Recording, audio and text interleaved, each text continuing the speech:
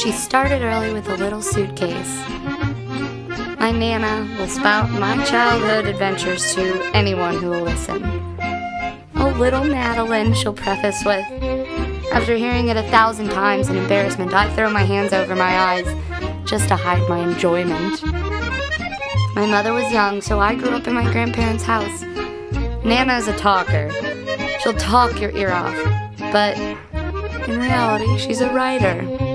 After writing for various newspapers and publications, she ended up writing for a magazine called Air Transport World that focuses primarily on airlines, planes, and travel. I remember my amazement at her stories of the places she'd been. India, Japan, Portugal, Africa, Germany, Saudi Arabia, Canada, Brazil.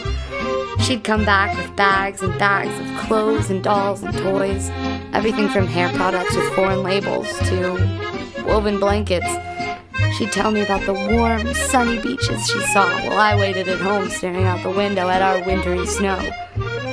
Inside me burned the desire to see the world, to catch a tan. However, that was something I'd never actually be able to do.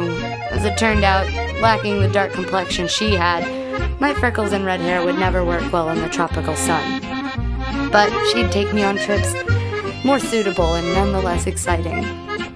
At 6 years old, I spent some time in Paris with Nana and my mother and stepfather.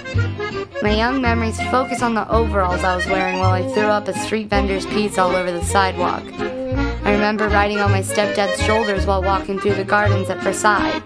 I remember the pink Barbie doll and small plastic chocolate-colored lab I carried to every attraction.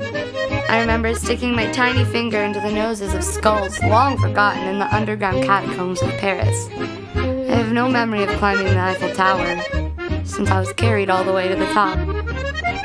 Odd recollections fog my memory of the place, every memory built in the mind of a small child. And while I know all the places, the smells, the sounds, I want to go back to get a clear view of the place someday. Nana's world travels always intrigued me.